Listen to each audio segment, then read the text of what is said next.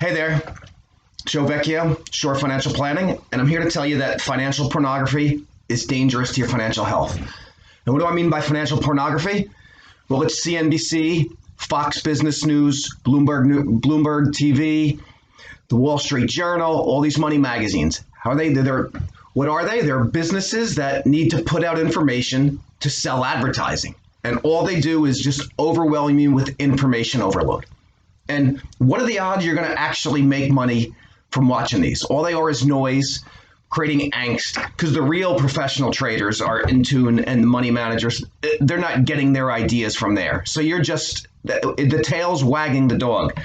So in a really simple sketch I drew up here is I wrote these 202 circles. One's a blog, Jim Cramer, an article, and the other one is your life savings. And where they intersect in that middle, you should proceed with caution. Who are you listening to for your financial advice? TV? Are you an investor or a collector?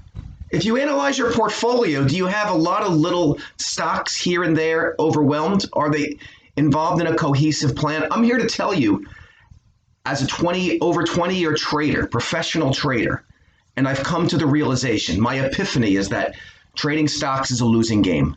You won't do it unless you're professional, dedicated to watching it, and you have enough money to build, and not to get overly technical, to build a portfolio that's diversified and efficient.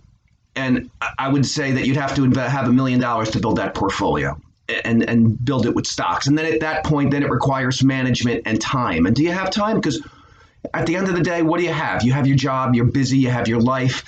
Do you really want to spend your time managing your assets? And when you do go ahead, and if you do delegate it to someone to do it, who are you going to delegate it to? Someone that goes about and makes commissions on that money, who has a conflict of interest, whose ultimate goal is to make money from doing that? And when you rely on these people, even let's speak about the financial pornography networks, another graph, and I like simple graphs, and it's very simple. On the one axis is chance at least one will be right, and on the bottom is the number of forecasts. So when you watch these things, you said, oh, he's right, but how many times have he been wrong? Because when you watch TV, they always emphasize the times they were right, but you don't realize the times they were wrong, because it doesn't matter. It's not their money. They could say whatever they want, because like the old saying goes, a broken clock is right at least twice a day. You know, and these people, they just go on there and they spew their ideas and their agenda.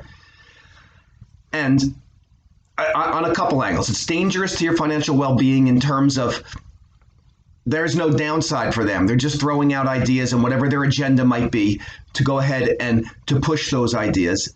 And secondly, that it's not good for your for your mental health to watch that, to get the angst of, oh, he's selling you, there's an emergency, there's something going on that in the world that to get nervous about. You're not going to make your living doing this. Create a cohesive plan that works with diversified, low-cost investments that's aligned with your goals and values. And with that, and if you have that and keep it in there for a long term, don't be a trader, stay in for the long term with low costs, tax efficient, have all your assets, not to get technical with you, but you just want to have all your interest earning for the most part in a general rule of thumb sense in your tax deferred accounts, your growth ones in your regular brokerage accounts, and you'll be able to succeed. I'd love to help you. Any questions, please hit me up, and I'll talk to you soon.